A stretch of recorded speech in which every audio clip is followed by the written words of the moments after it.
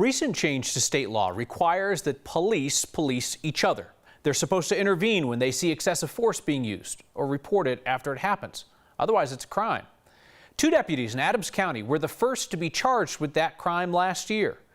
It took open records requests to force the county to reveal to our Marshal Zellinger what really happened. Along with the 6 figures, the county paid the victim without the public knowing. Do you need to be arrested right now? No.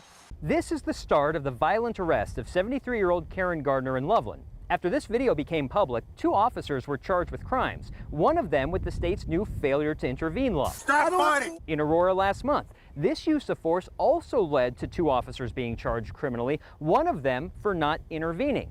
But the first time a law enforcement officer in Colorado was charged with this state's new law was this. Wait, I can't show it to you yet. What happened here at the Adams County Jail last month led to 3 deputies being charged with assault, 2 of them for failing to intervene. Jail cameras here recorded what happened. You're just not allowed to see it yet. I got up and I looked up at the camera and I asked him, I said, "Does this video work?" And he told me yes. What happened to Michael Cassidy in the Adams County Jail last summer not only resulted in criminal charges against 3 deputies, it also led to a $300,000 settlement. I was assaulted in jail in handcuffs. Cassidy was arrested on a series of charges that ultimately got dismissed. And the Adams County Sheriff's Office said nope when we asked for the video of what happened to him. Why? The DA's office charging the deputies doesn't want it out yet. So the only account we have is Cassidy's play-by-play that starts in a jail cell, still handcuffed. And I slipped him in front of my body. And I was told after that by the jailers to put him back behind my body.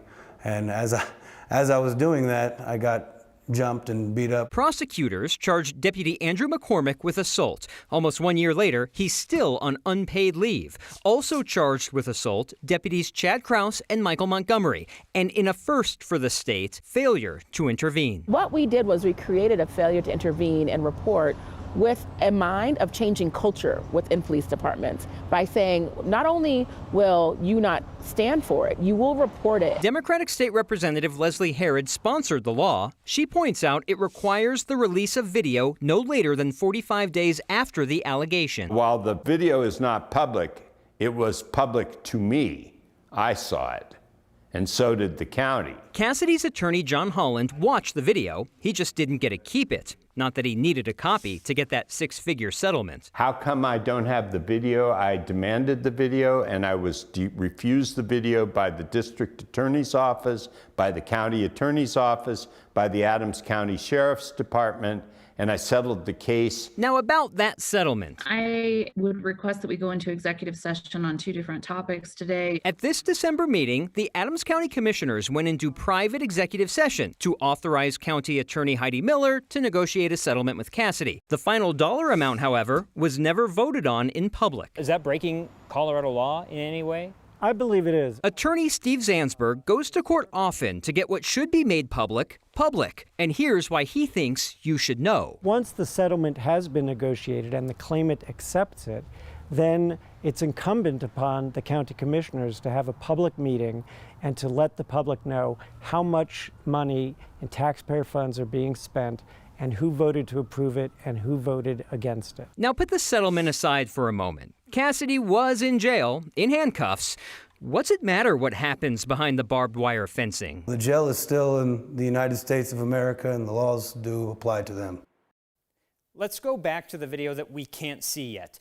That Aurora case from last week, that's going to court, and Aurora's police chief released the body camera video. In this case, the district attorney's office provided me a statement saying that the DA's office is committed to transparency, but that legal rules of ethics and conduct are in place for a fair trial, and Kyle, that the release of this video can jeopardize the fair trial.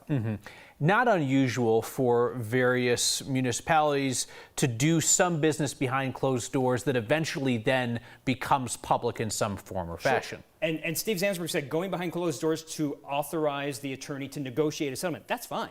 But when you come to that final number, you're supposed to just say the number and for what purpose and see who votes in public. This happened in Colorado Springs. The Gazette found out the city council down there was doing this, millions of dollars behind closed doors. That council actually changed policy because of this, and perhaps the policy should have always been changed in the first place. I will be following up with Adams County and some other jurisdictions, and we'll be talking about this again soon. Taxpayers are paying for the insurance that pays out these settlements, and they deserve to know what law enforcement is doing. Sure. Thank you, Marshall.